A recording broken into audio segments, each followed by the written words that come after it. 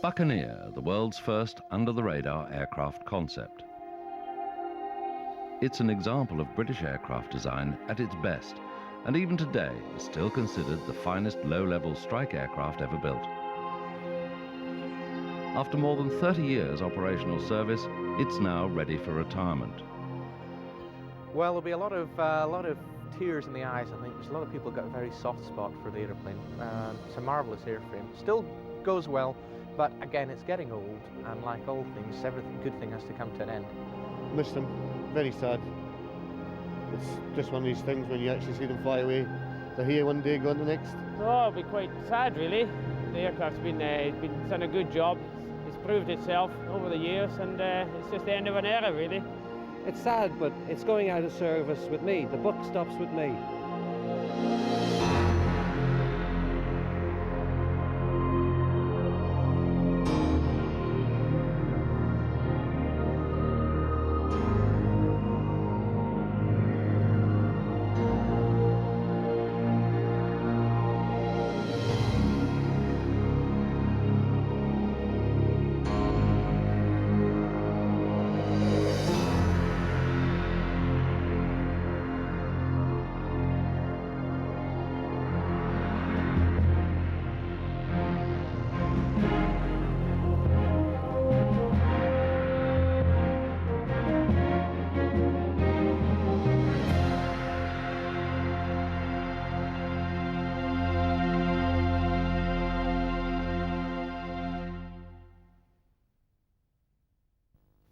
The early 1950s saw the Soviets embarking on the most massive build-up of naval power the world had ever witnessed, starting with their heavily armed Sverdlov-class heavy cruisers.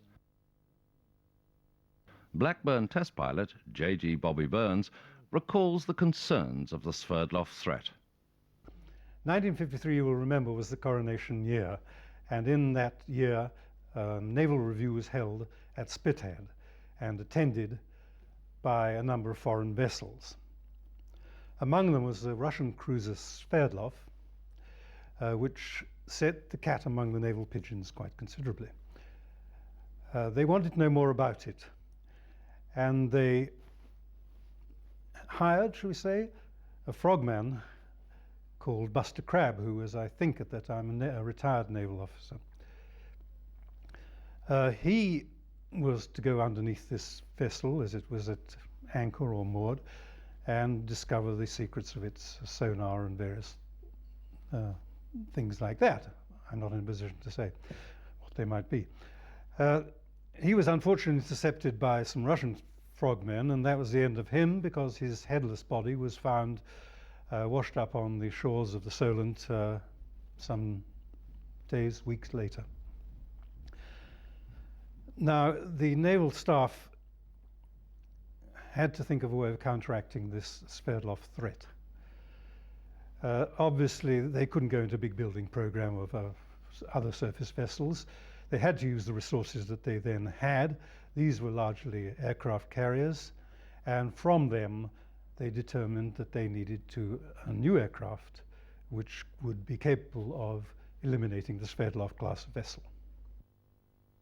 Captain F.M.A. Torrance Spence, deputy head of the Air Warfare Division of the Naval Staff, was the man tasked with devising the specification of such an aircraft. It had to be capable of flying at 0.85 Mach at 200 feet, carry nuclear weapons and other stores, and have a radius of action of 400 nautical miles.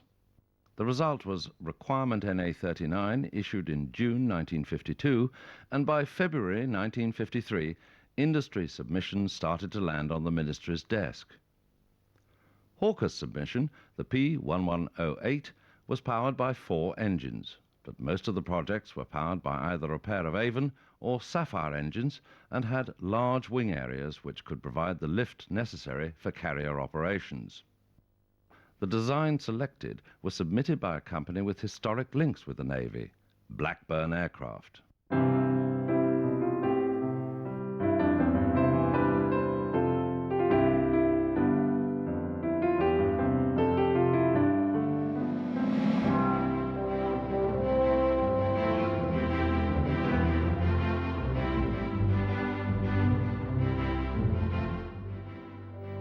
Blackburns had been a major supplier of aircraft to the Navy for 40 years, and had included aeroplanes such as the Dart and Skua, which was the first British plane to shoot down an enemy aircraft in World War II. And also the Beverley Transporter for the Royal Air Force.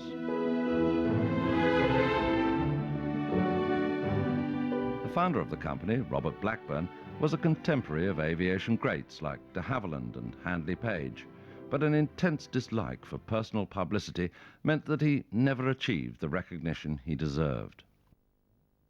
Brough in East Yorkshire was to be the home of the Buccaneer. The B-103, now called the NA-39 after the naval requirement, was a completely different project to anything previously undertaken. It was Blackburn's first jet aircraft, and new manufacturing techniques and systems had to be mastered. A major problem were the highly specialized large machine tools and milling machines that would be required. The only manufacturers of these machines were in the United States, and the fastest delivery offered to Blackburn was 2.5 years. With the aircraft contracted to make its first flight in 3 years' time, this was clearly unacceptable. In true indomitable style, Blackburn formed a team to produce their own specialized machine tools, and had them in operation within 11 months. To fly at high speed and low level in dense and turbulent air, the Buccaneer needed a tough airframe. It had been calculated that a conventional airframe would break up under these conditions in 150 hours. This aircraft was to have a life of 3,000 hours. That meant integral components had to be machined from solid billets of steel and aluminium. The price paid for the aircraft's durability was a potential loss of performance. As the airplane was to be launched from an aircraft carrier, to some extent you could say that the takeoff problem was taken care of by the energy that the carrier could provide in the catapults. It was a catapult launch, of course. The problem was it was a big, heavy airplane, the biggest and heaviest the Royal Navy had had, and their carriers weren't all that big. Therefore, you had to effect a compromise between an airplane which was to fly in rough air very fast, and therefore wouldn't want a very big wing if it were to avoid fatigue problems attendant on the vibrations that were being transmitted to the structure, and the conflicting requirement of a large wing area, or a lot of lift to be more exact, that you required to land back on the carrier, or indeed come off the end of the carrier. Now, the fashion at that time, and aerodynamics do go in fashions, variable sweep is one of them that we're going through at the moment. The elliptical wing of the Spitfire was another one. The fashion at the time, the hope for high lift was boundary layer blowing. This sounds rather complicated. It isn't very. What they did on the Buccaneer, and to an extent this had already been applied on such airplanes as the Scimitar, a previous naval airplane, and the American Lockheed F-104, was to blow air tapped off the engine over the landing flaps. This augmented the lift over these surfaces and therefore augmented the lift of the wing. A lot of you will have seen at Battle of Britain displays and flypasts at Buckingham Palace, the World War II Lancaster, Avro Lancaster. Now, this airplane had an all-up weight, max overload weight they quoted, at 63,000 pounds. And it had a wing area of 1,300 square feet. The Buccaneer, just out of interest, had a maximum takeoff weight in its developed versions of 62,000 pounds, and it does it on a wing area of 500 square feet. In March 1958, the prototype was covered in security shrouds and transported to RAE Bedford. The contractual commitments of the Buccaneer were quite severe. They probably were severe for a lot of other airplanes too around the time, but the industry at the time had a rather poor record of missing targets for first flight, for example, and delivery to the service. The Buccaneer was, shall we say, unusual in this respect, that it actually hit the month in which it was projected to make its first flight. It only just did, actually, because April 58 was the month specified, and at the beginning of April everything looked good. It was down at RAE Bedford for its first flight, and it did a number of high-speed taxiing runs, which are normal for any first flight. In the course of these, unfortunately, a tyre blew because it got overheated through the braking, which was attendant on the high-speed taxi runs. As luck would have it, or bad luck would have it, the tyre was, where it burst, was pointing directly upwards into the wheel bay, and on top of that was the wing skin. And so it blew a hole in the wing skin, and everybody had very long faces. How to get it done inside the month? And, cut a long story short again, they did. They repaired it, and it flew just at the end of the month. On the 30th of April, in the capable hands of ex-Navy pilot Derek Whitehead, with Bernard Watson as observer, the Buccaneer took to the skies for the first time. Sadly, Robert Blackburn was never to see his most successful aircraft fly. He died in 1955. The aircraft climbed to 17,000 feet, and the flight lasted for 39 minutes. The first flight was an unparalleled success, and had taken place just 33 months after the contract had been placed. All the target dates had been met. It was a record of which Blackburns were justifiably proud.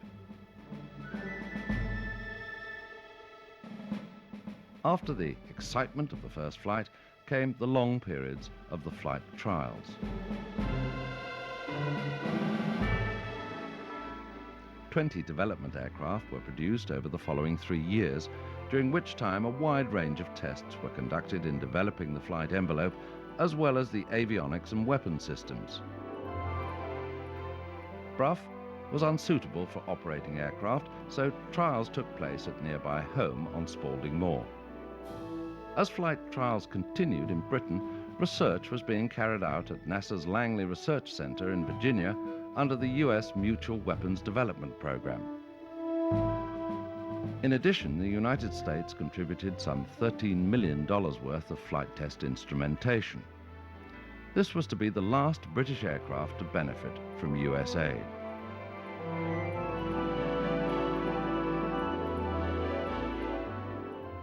Simulated carrier trials at RAE Bedford formed a later part of the test program.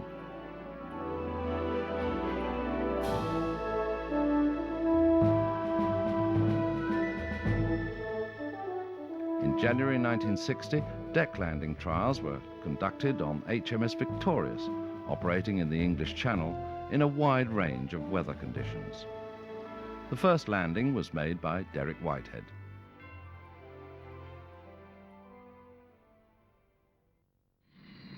"30 takeoffs and landings were made over 3.5 days.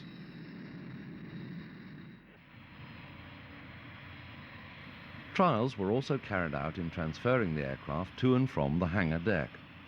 With the nose folded and the air brake opened, the overall length was reduced by 12 feet, and the aircraft still only cleared the carrier structure by a bare 2 inches. Development team engineer Jack Pearson was closely involved in the carrier trials. The carrier qualification trials were a critical part of the development program, and this was very much a highly skilled operation on behalf of the pilot in particular. The catapult launch technique at that time had not been fully developed, and it involved rotation of the aircraft immediately following leaving the launch stroke, which was a critical maneuver at a critical part of the flight envelope. And at high weights where the acceleration rates were very, very low indeed, that lasted for quite a number of seconds before we got up to flying speed. The launches were done down to a safe minimum launch, and that was qualified by a height drop of no more than 15 feet and a safe acceleration away from that. So that's very much a critical part of the envelope for Buccaneer. At the other end of the scale, the recovery operation again was very highly skilled. The Buccaneer was a stable aircraft on the flight path. We came down a 3-degree flight path onto the deck, Perhaps the most exciting bit of the recovery was if you missed the wire and had to bolt. The Buccaneer had fairly limited performance, and particularly on single engine it was fairly exciting to go round.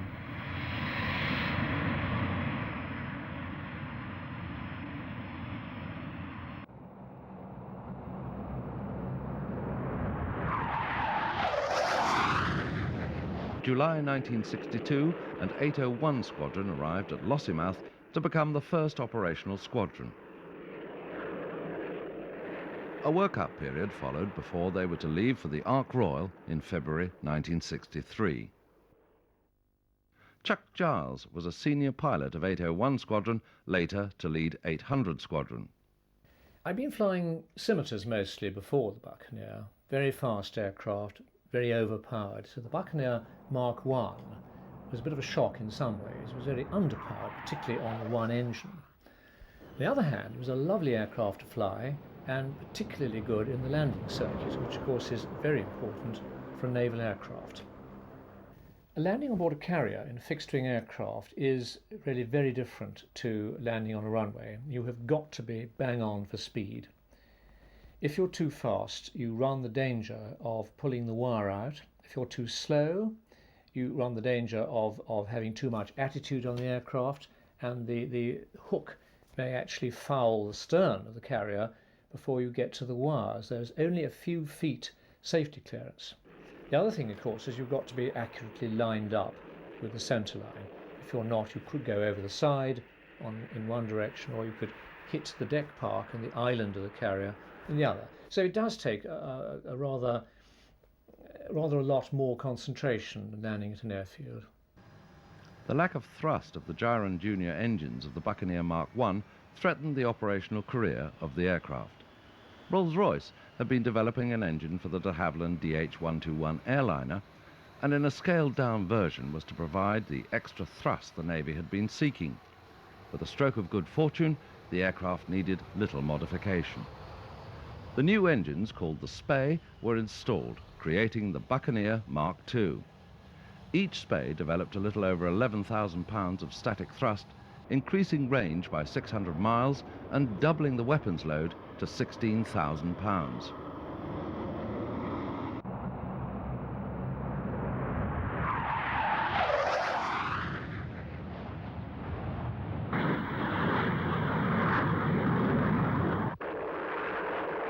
The Buccaneer was now a truly effective long-range strike weapons system.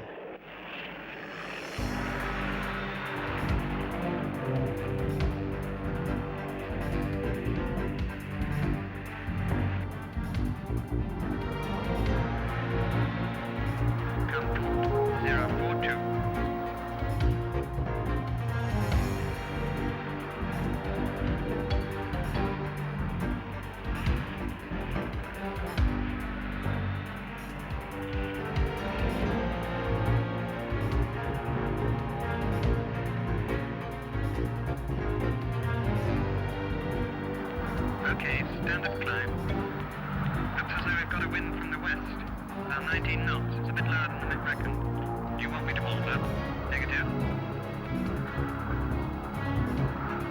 Leveling out.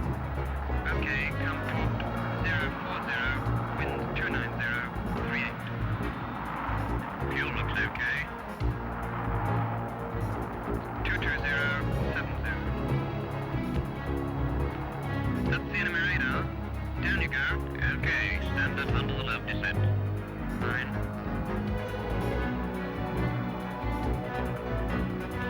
Buzzing 25,000. You've got the altimeter setting, haven't you? Yep, 1009, isn't it? That's it. Passing 1,000 feet. Check. Okay, low levels now. Increasing. Roger. Come starboard. 045. Steady, 045. I've got the landfall. Starboard, 047. Roger, 047. Visual. You see the fjord? Yep, quite happy. About 10 miles to target. Roger.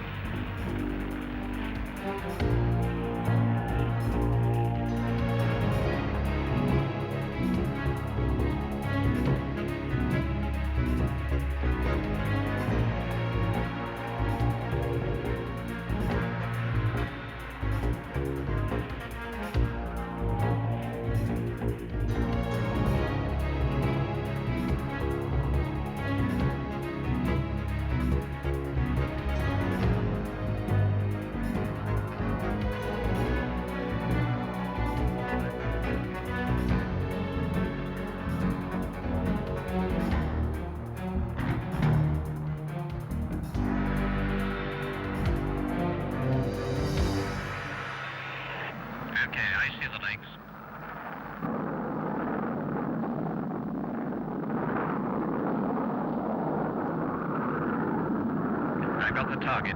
Here we go. Bomb selected. Roger.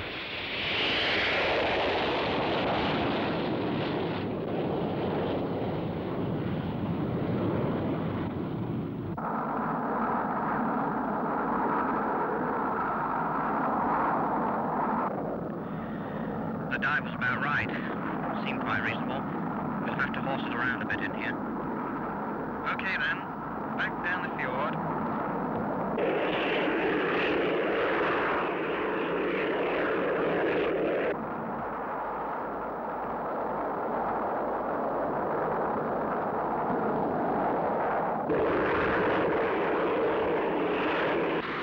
The Soviet naval threat was ever present.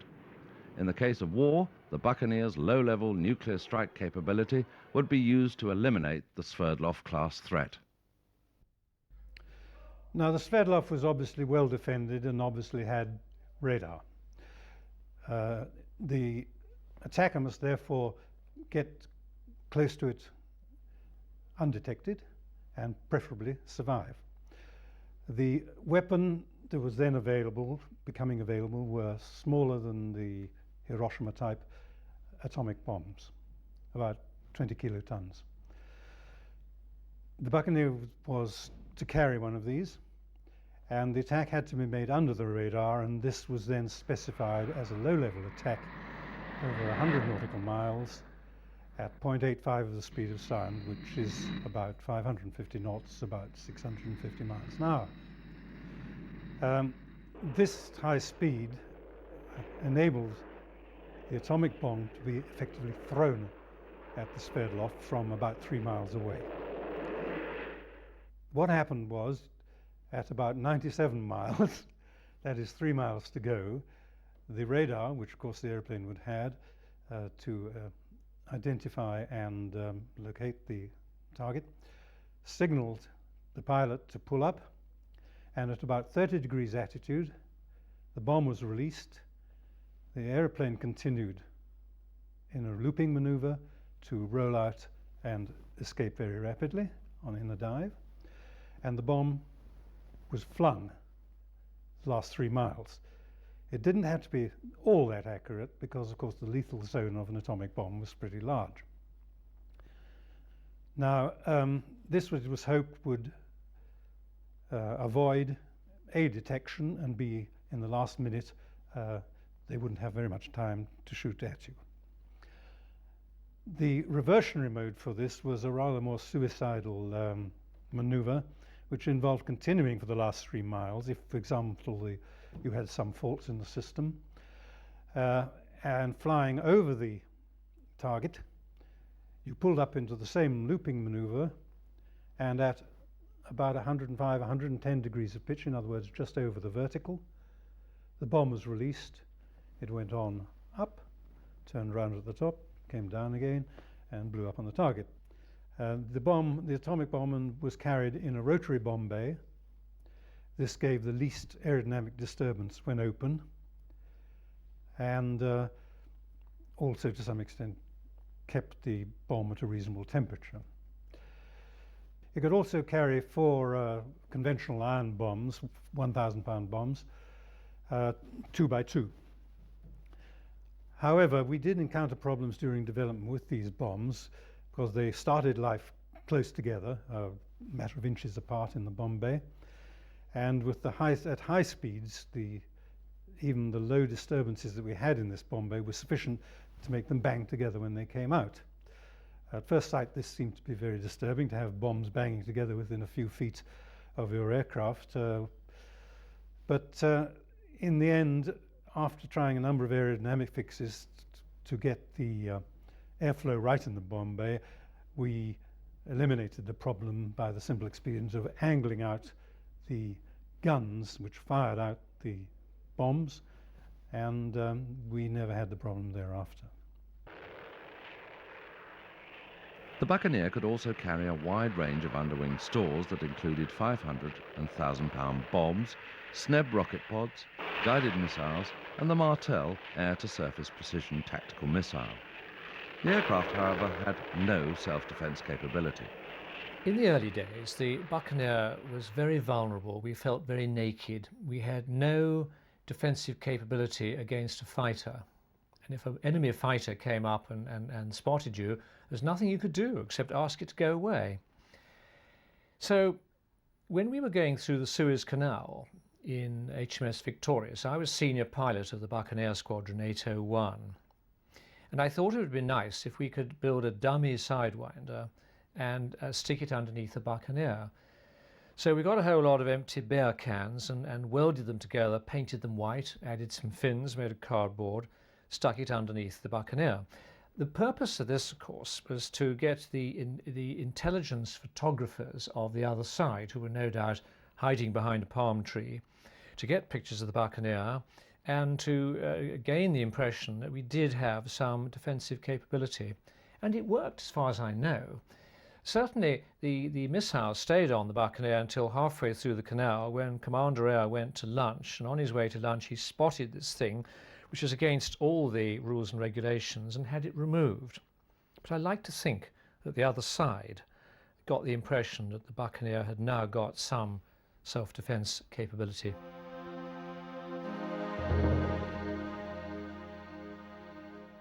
On the 18th of March 1967, the Torrey Canyon, a supertanker carrying 118,000 tons of crude oil, ran aground just 16 miles off Land's End.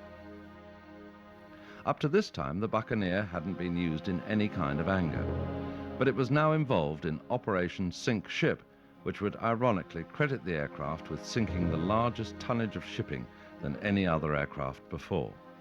The problem with the Torrey Canyon was to ignite the crude oil, and crude oil needs something like a 1,000-pound bomb to burn it. It needs a weapon with a very high explosive temperature. So Buccaneers were the obvious answer, and that's what was used. And the pilots were using a very accurate system called auto DSL, and they were going for individual bulkheads in the tanker to break them open and ignite the fuel. And by and large, it worked very well, and there was a minimum damage to the beaches of Cornwall.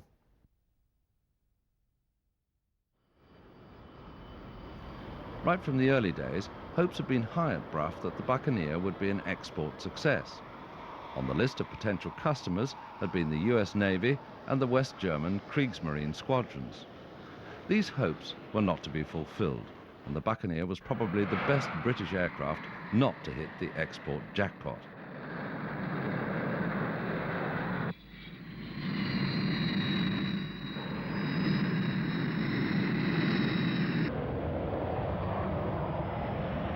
The only export customer was the South African Air Force, who had an identical low-level strike requirement to the Royal Navy.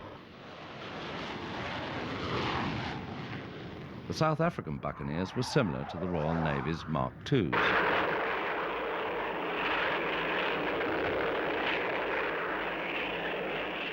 Raytog retractable rockets were fitted to improve takeoff performance in the hot and high conditions of South Africa.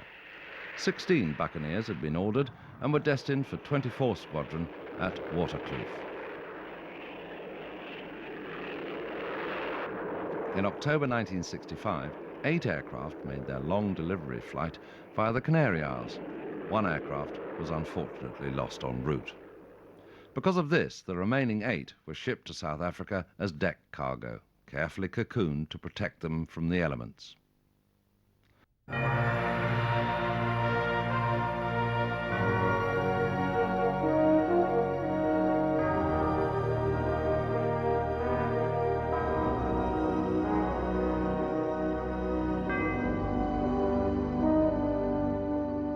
In 1965, the Wilson government cancelled the TSR-2. The TSR-2 was to fulfill all the tactical, strike and reconnaissance roles of the Royal Air Force, and the cancellation came as a major blow to them. Dennis Healey, then Minister of Defence, suggested an investigation to determine whether the Buccaneer could carry out the RAF's strike requirements. 3 years later, the Ministry of Defence announced that the Buccaneer was to be ordered for the RAF.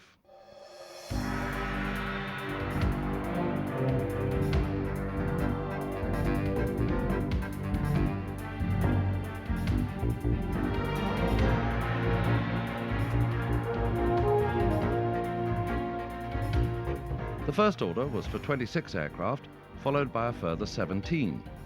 The RAF also received a total of 64 ex-Royal Navy Mark IIs.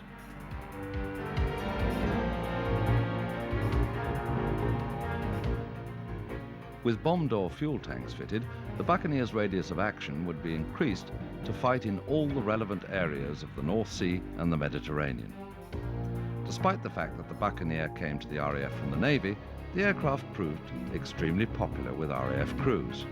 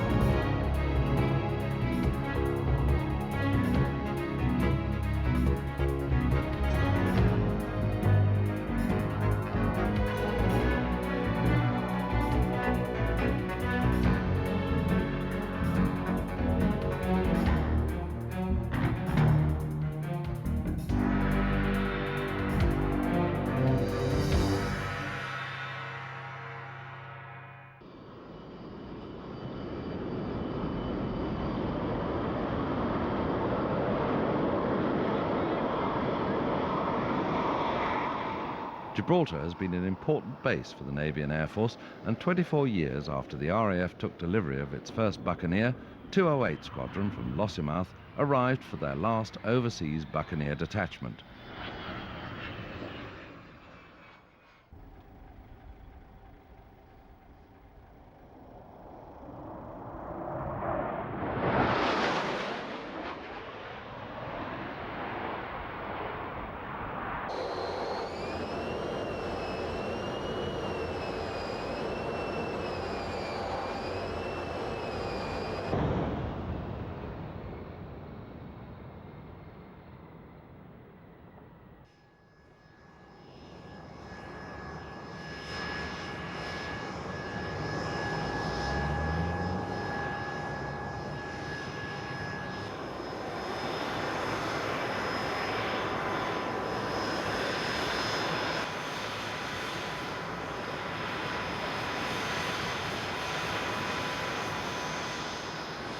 Sounded like it went like clockwork on the way down. Yeah, it What did. were you so late off for? Was it ice on the runway or something? No, it's just the tanker bracket. Oh, right. Because we always had planned to get airborne about 11 o'clock, give us Yeah. a reasonable bit of brief time, but then the tanker bracket, okay, Oh, yeah. it's back there in the radio problem, but Yeah. Oh, good stuff. Well, the rock's still there. yeah, no, that. Oh, it's an absolutely super airplane. My background was I started on Jaguars and then I went to the Tornado.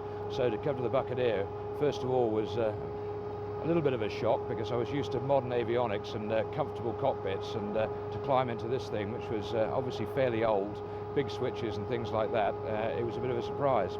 However, once you get it above 300 knots, it's an absolutely delightful airplane to fly, and it's very well suited for its role. And I've thoroughly enjoyed my time on it. I think the main thing about it is that being an old airplane, you've actually got to fly it. Tornado is a very easy airplane to fly. Flying the Buccaneer, you've got to watch it all the time. It can bite you. it's got a few vices, and you've really got to know what you're doing. As an aircraft, marvellous machine, very steady and very solid.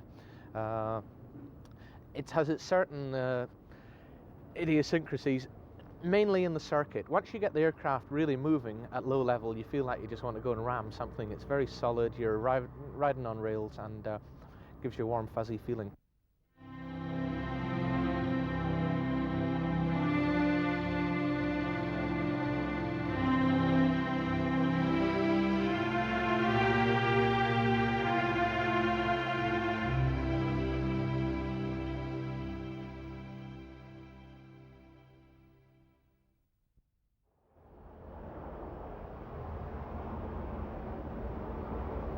Early morning, an HMS Liverpool, a Type 42 destroyer, sails out of Gibraltar Harbour. Her presence here is closely connected with that of the Buccaneers. Aboard the Liverpool are 6 student principal warfare officers, or PWOs, who will be tested to the limit in the climax of their one-year warfare course. The course provides them with experience in live firings of the vessel's 4.5-inch guns, phalanx and 20mm close-range weapons. The ship leaves a massive wake as the 2 Olympus engines power the vessel to around 30 knots. Each PWO will have to defend against inbound missiles which will be simulated by the Buccaneers. Failure could mean the end of their careers. The Buccaneer air crews put their attack plans together. The game's on. You happy? Yeah. It's done. I should be back at 11:15 local.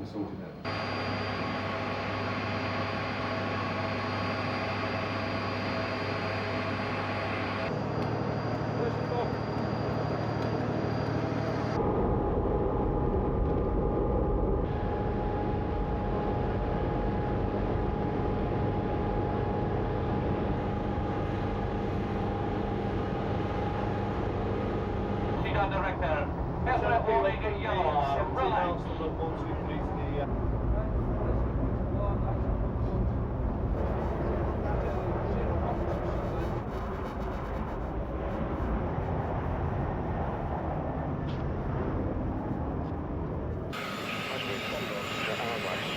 We've got 20K, 8 gauges, 4 FS, normal 5 hours, that I do have muscle first.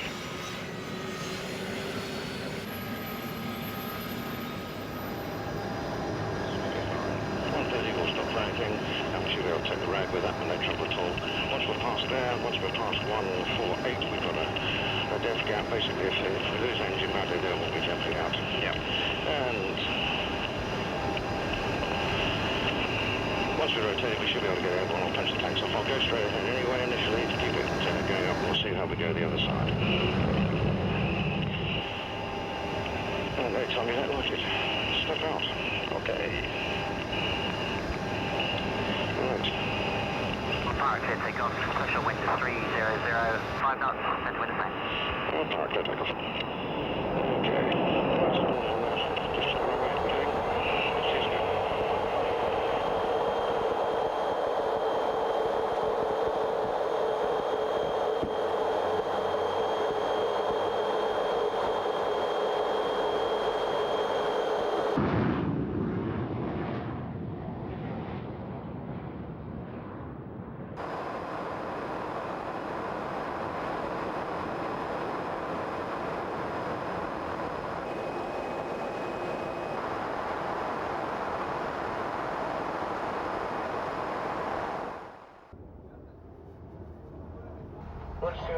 Correct. Visual PDC.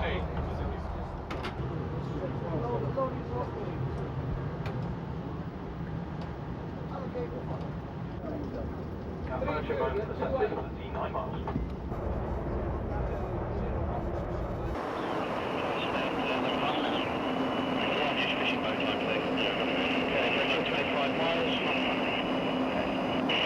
Bananas. Okay, target's on the nose. Is good. 085 and 20. Target the 7 left. Echo, blue powered, C50. This is Delta, both firm, further away, 3111, out. This is Delta, both splash, 3111, out.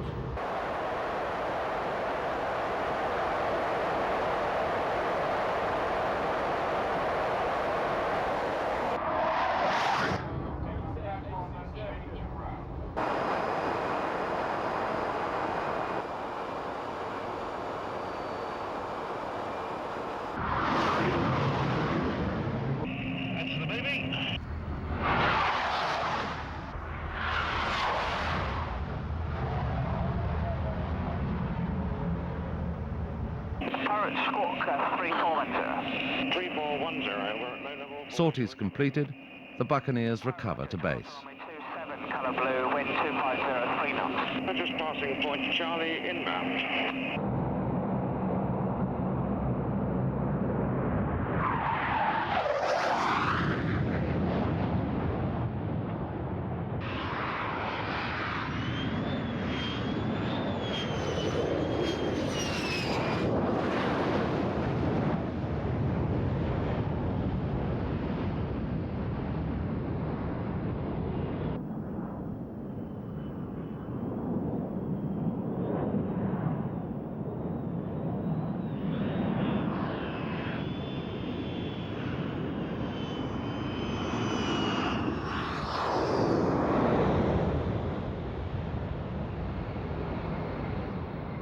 Our first one was a Seagull attack, so we launched from quite a reasonably long range, well outside their radar. Their missile system will usually go out about half the range that we fire the Seagull from, so we'd be very safe doing that. But once we've done that, we then fly the profile of the missile, because otherwise we'd just turn away and they'd never see anything. So we then go up to 540 knots at 100 feet and flying as the missile would, and then at the missile the radar would pop up and start looking. We actually climb up, put the radar on, remark the ship, and then go back down to 100 feet and find out. The second one, we then went back out to 40 miles, and the second one we did was what we call a Delta, which is an LGB attack. We didn't normally do it in a four-ship with the two aircraft behind with a laser designating pod, but on this one, because we just had the two, we just simulated the two bombers at the front. Some of the aircrew on exercise in Gibraltar took part in Operation Granby in the Gulf War. Some 20 years after taking delivery of their first Buccaneer, the RAF took them into real action for the first time. Granby was the first time the Buccaneer had been used in wartime, and it was strange that it was used in a manner that was completely different from that it was designed for. Of course, it was designed for low-level maritime strike, obviously over the sea, and we employed it in the high-level target designation over land, which is distinctly different. But again, great testimony to the airframe. It performed magnificently well. It handled well at height, and we managed to, through subtle tactics, get the pilot's eyes onto the target. Of course, the problem being that if you can't see the target, we couldn't bomb it. So the pilot was responsible primarily for sussing out the target, for talking the navigator onto it, and if necessary, for diving towards the target. And then once the navigator had seen the target through his pave spike screen, he could then take control of the pave spike head.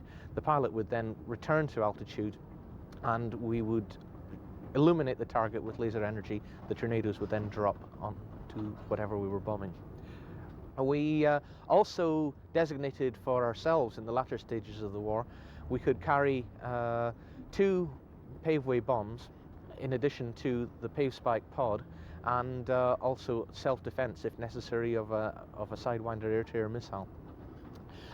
Typically, however, we would always fly in a package with the tornadoes, so we would go in, we would then spike for the tornadoes, and then we would remain overhead the target to drop our bombs, designating for ourselves from a dive.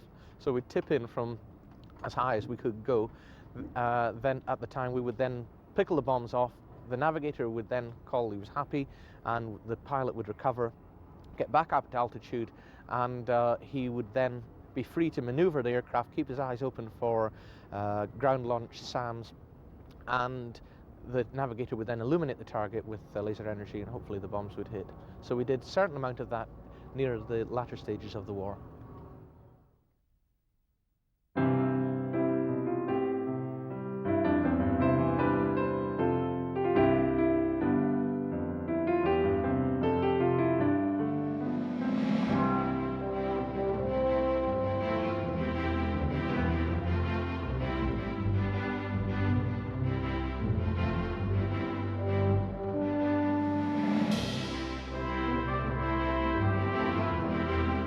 Proven in war and peacetime, the Buccaneer was an essential element of Britain's maritime defences.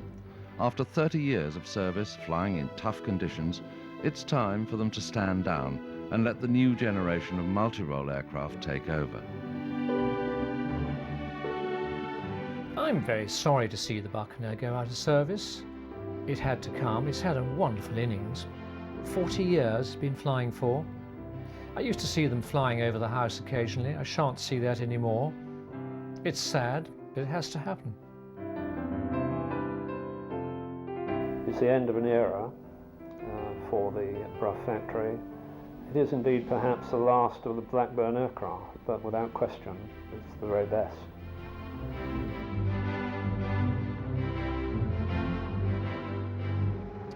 Very, very sad. The airplane has been around for a long time. A lot of people have flown it, both the Royal Navy and the Royal Air Force. And to see the last British bomber disappear, finally, everything else we're going to fly now is going to be made by several countries and things like that. So I'll be very, very sad to see it go. It's a tremendous airplane. I had great fun flying it. And it's not just going to be me, but all my squadron, plus all the Navy guys who fly it, will be very, very sad indeed.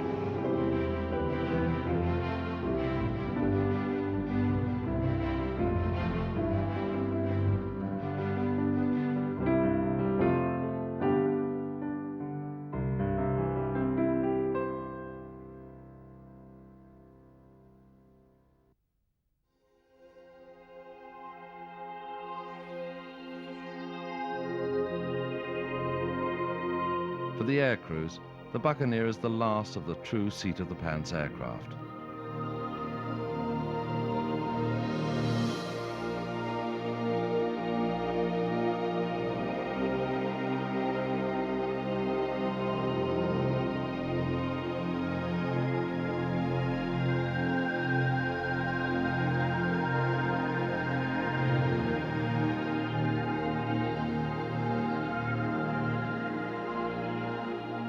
Buccaneer, the last of its type, the last British bomber.